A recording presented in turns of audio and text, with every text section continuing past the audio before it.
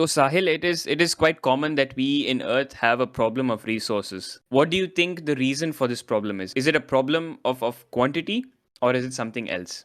I don't think it's a quantity problem at all. I think we have enough resources to actually go and suffice us for a few more decades or a few more generations to come. But we have to manage them, plan them, and strategize how we utilize these resources properly. So I think it's not a quantity problem, it's a management problem. Okay then Sahil, let's take a scenario. What if we find a new planet? A planet that has the exact same composition of Earth, with the exact same materials, minerals, and resources, flora and fauna. And what if I gave you the power and the abilities to completely reshape the transportation ecosystem that we have here from scratch? How would you go about building this in another Earth?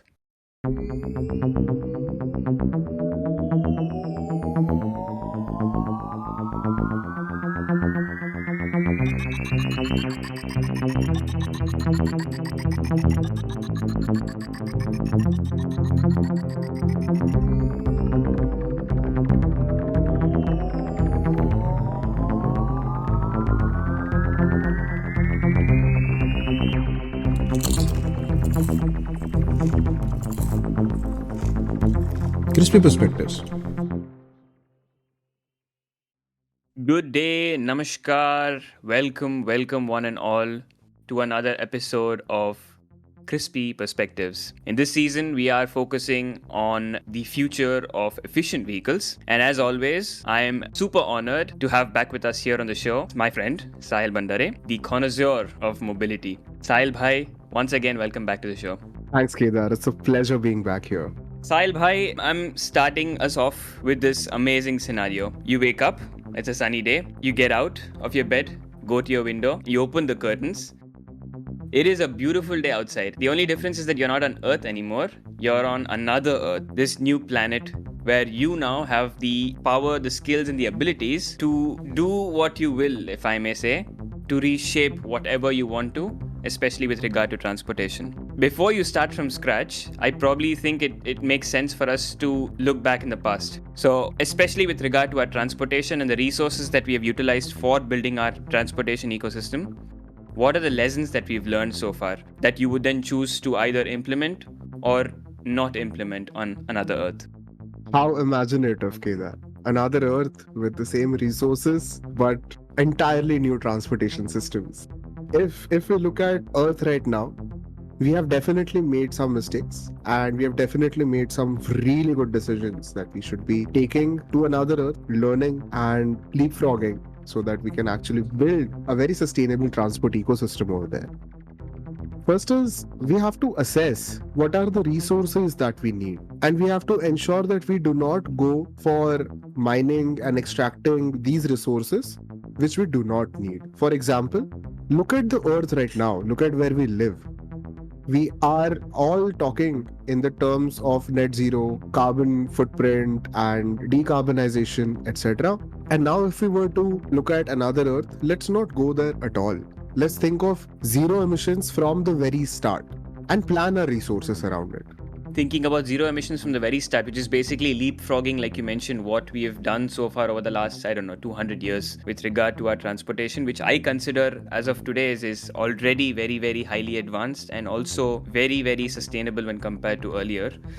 But I probably have to go back on my own words, probably a question backwards as well. I assume that we made mistakes or we have lessons that we need to learn. But were the mistakes really, really so bad? We cannot ever say that any mistake was really bad because every mistake has taught us and taught us significantly. The lessons that we have learned has eventually taken us to where we are today, and of course will take us much forward in the future to build us a sustainable ecosystem where we can thrive as a species.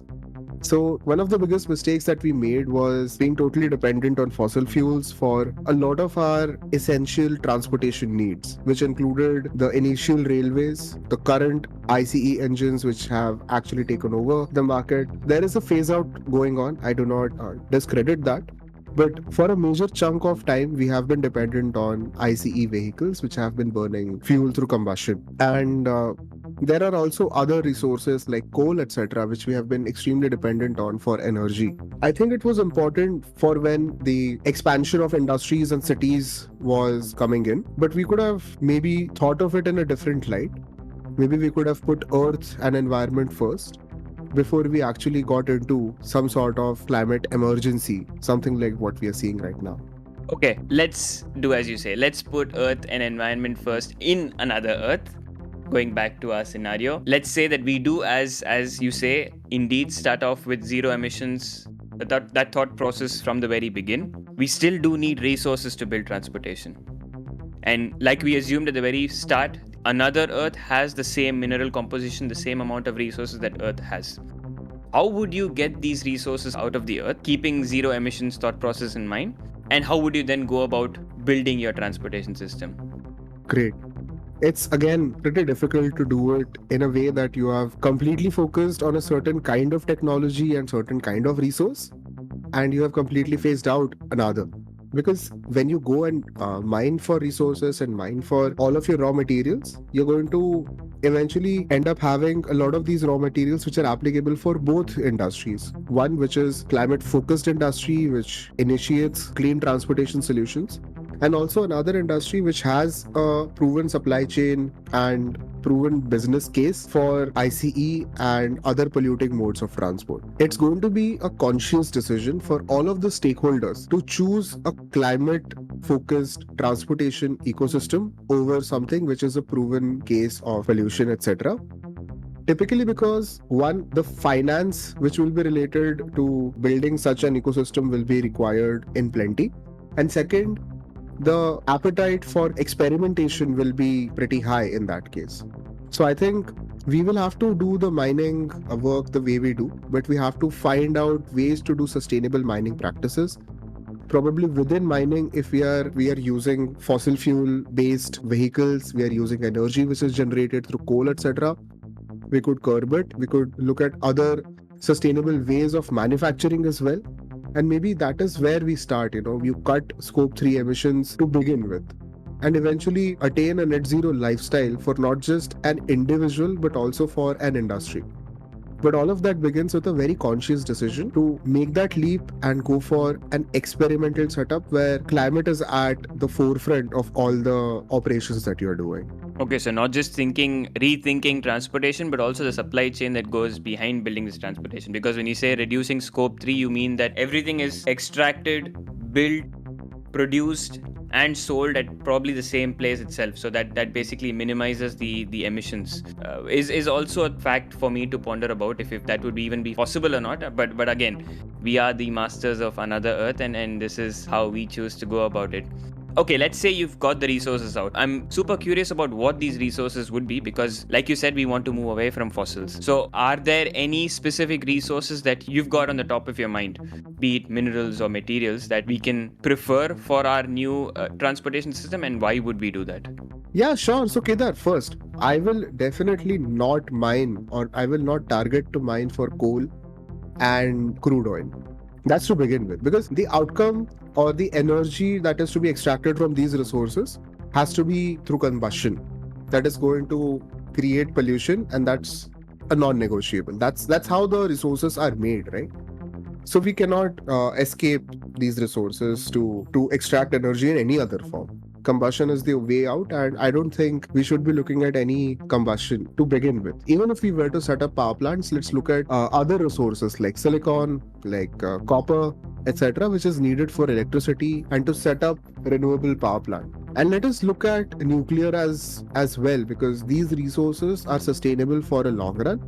Of course, there will be risks, but these risks can be mitigated the way they have been mitigated over the last few decades on Earth. So while we talk about silicon, other essentials for electricity like copper and other nuclear resources, I think we should also talk about defocusing and sort of imposing a soft ban on crude oil, coal, etc. Because if we don't do that at this stage, eventually what will happen is we'll come back to the same loop of what has happened on Earth. 200 years of burning all of these crude oil based fuels and coal. Now we are talking about the phase out, and it is becoming extremely difficult for all countries across the globe. So yeah, my simple answer is anything and everything that is a resource needed for renewable manufacturing and renewable practices. Yeah, I'm also very, very curious. We studied a lot of terms when it comes to especially the energetic value of fuels, GCV, LCV, and all. GCV and NCV stands for gross calorific value and net calorific value.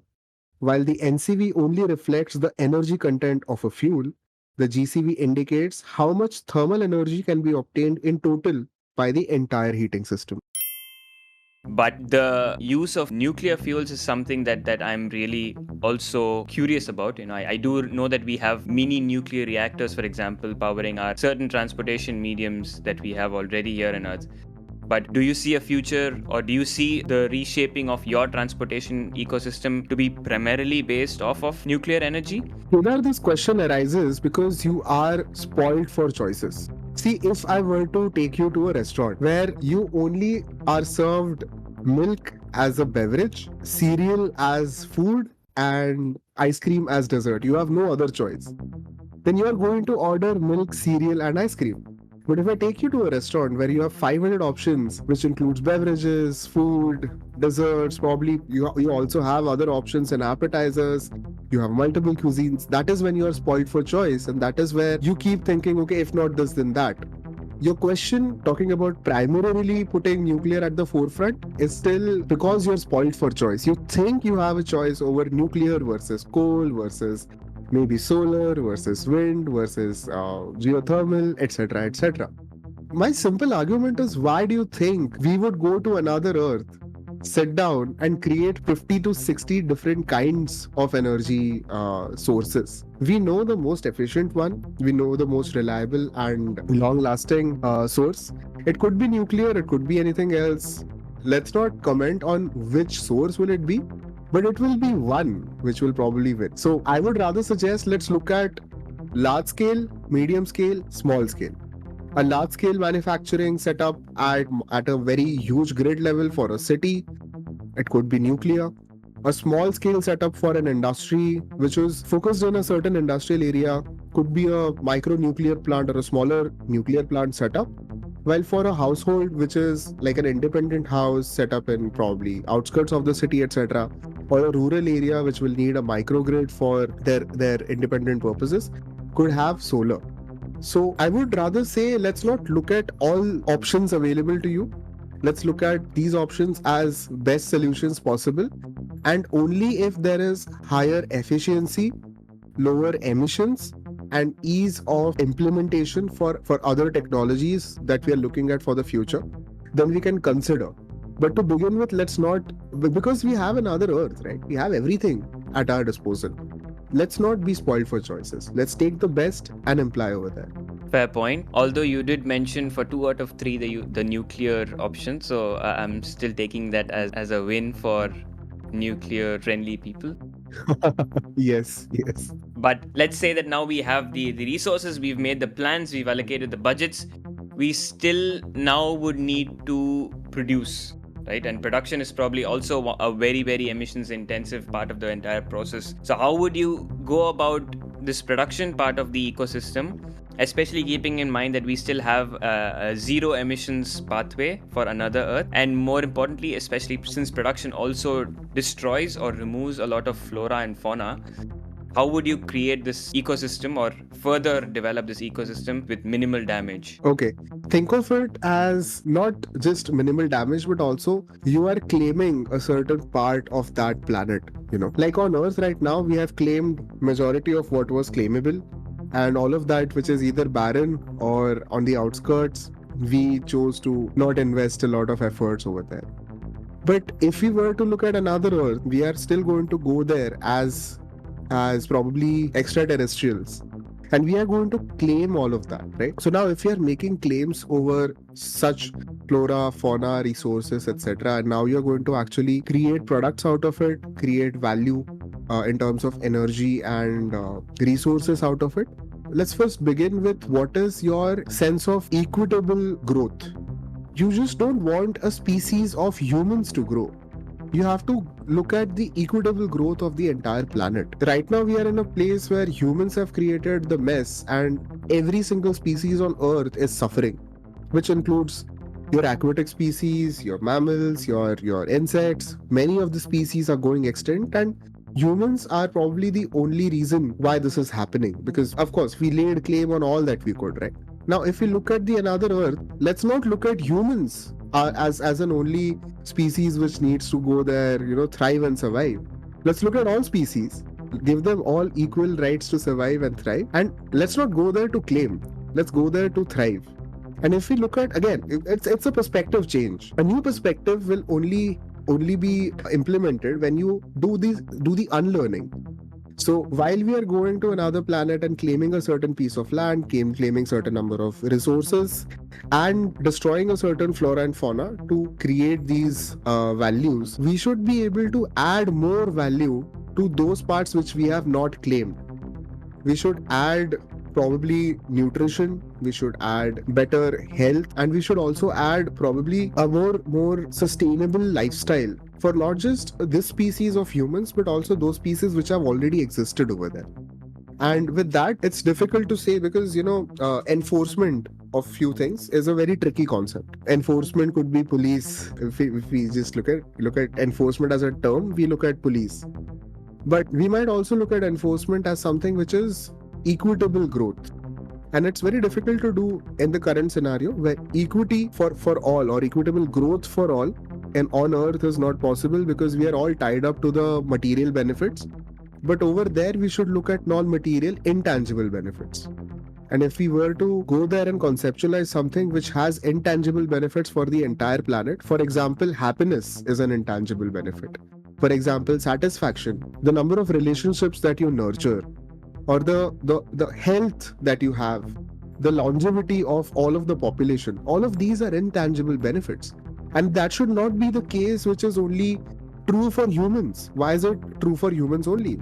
All of the flora and fauna should then thrive, and while we are claiming a certain chunk of it, we should give back more than we take. So yes, we should claim it, but it should be equitable growth. Got it. Rapid fire question now. Oh, sure.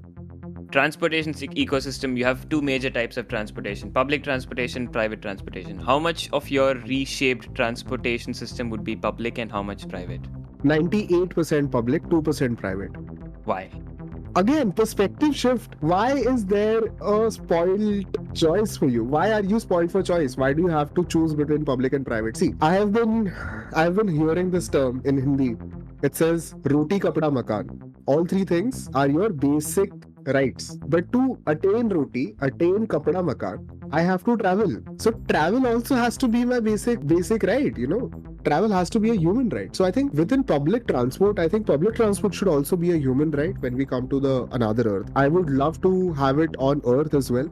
And I know that some countries have been very generous to allow free public transport. And in some chunks, it has been done for those who need that kind of a facility. But I think public transport as a whole, or transport as a whole, should be a right for you. It should not be something that you attain for your benefit, etc. Let that be the right for you. If you want to go from home to office, office to school, school to probably your relative's place, maybe your farmlands in the rural areas, then you come back home in the city, etc. Let's not make it something which is difficult to attain. That is your right. That's how humans as a species thrive and survive. So if you go to another Earth, you will find that transport or the right to travel is a basic human right. And in that case, majority of it will be public transport because everyone gets to travel. Now, why within public transport not everything should be free? Of course, there are some people who need to find a certain amount of luxury. So if we were to put up metros and trains and buses, we could then boil it down to a place where a major chunk of it is publicly available and free, and a minor chunk of it is something you can reserve and you can attain a better probable service out of it, which could have add-ons. So your fundamental need of travel is taken care of. and anything that is add on. So probably you want to board a train and want to get hot pizza served to you. That's an add on, pay for it. Or you want to board a train and probably want a certain east facing seating because you're on the coast and you want to see a sunset. Maybe that becomes something which is paid for, but your basic necessity, that is to travel, has to be free. And now, when I mentioned the rest 2% that is private, the private angle is important because if there is anything that the governments have to look at for high net worth individuals who have security concerns traveling, or if there is someone who's in a medical emergency, or someone who cannot really wait for the public transport to arrive, and there might be needs where you might have to go on routes where public transport is not very frequent, then private transport makes sense. But it should not be the case that everybody starts buying two cars and having a car becomes a symbol of your existence. That should not become the norm. That should probably be a case, but not the norm, which is the existing norm in this earth. So I think transport should be a fundamental, right? And majority or almost all of it should be public, free for all. What about hoverboards? And for the uninitiated who don't know what a hoverboard is, go watch this amazing trilogy of movies called Back to the Future. Sahil, would hoverboards be a part of your ecosystem? Sure. So think of hoverboard again as something which you don't own. You have hoverboards going around the city. They are automated and they are completely autonomous. You use hoverboards as micro mobility. So there are three kinds of mobility: your first mile, your middle mile, and your last mile. First mile is when you go out of your house, probably board an auto rickshaw or like take a walk to the train station. Your middle mile is when you take the train to the next larger destination, farther away from you. You get down at the destination, and probably from there you reach your final whatever is the location, that is probably your office or school or whatever. That's the last mile. So this first mile and last mile, this could be through hoverboards, and you could also optimize this very very well, because hoverboards are individuals, they are small. You can stand on it, or probably you could make hoverboards which are much bigger, where a group of people can stand on. So don't look at hoverboards as something for a very long run, because who likes to stand for a long time? Of course, it's fun to stand on a hoverboard, and I have tried skating. It's like 10% similar, the skateboard kind of a thing. But think of smaller hoverboards which one person can stand on, maximum 10 minutes or a 15-minute journey. You stand on it, you grab your coffee while you sip it, you reach your office. You don't have to navigate, you don't have to do anything. It'll ensure that you're never stuck in traffic, you're never hitting someone else, and probably you can also socialize and make friends on the way, because as I mentioned, another earth is not really about just the tangibles, that is how much money you make and how many things and material things you own. It's also about the relationships and the non-tangibles. So maybe hoverboards can be a way to make friends. You can join a hoverboard group, get down at the train station at the same time, play a game on your way to the office. By the time you reach, you have probably played a 15-minute game of dumb charades, or in Hindi we have this game called as Antakshari. You could do a lot, but when you want to nurture human relationships, these micro mobility solutions could be. Think of it like this: you're not sharing one vehicle. You are not sitting inside a confined space. You are open. You're all traveling as individual pieces in the ecosystem, but you're traveling together. So while you still have the autonomy to decide whether or not you want to travel with them, when you make the conscious choice to do that, your networking becomes easier. And right now on this earth, people pay significant sums to go to networking events to just find like-minded people.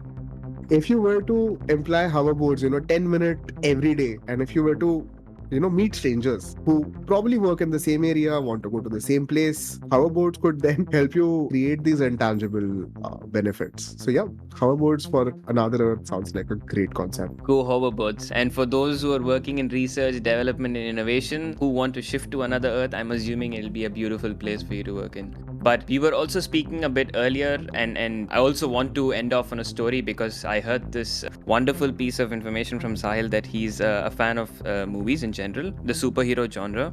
And we were speaking about this case of Wakanda, which apparently seems to have visualized another Earth, as we've discussed it to a certain extent, and Sahil was going on about that. But would you quickly elaborate for us, Sahil, as to what this Wakanda story is?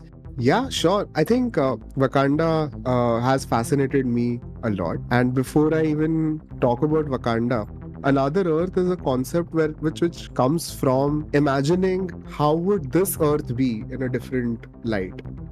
So Black Panther is the movie which I watched. I loved it, of course. But yes, let's come down to another Earth and link it to what Wakanda looks like. I was so fascinated that the whole city of Wakanda was so technologically advanced. You could fix human bodies in a lab. You could go at enormous speeds without any wired electric connection.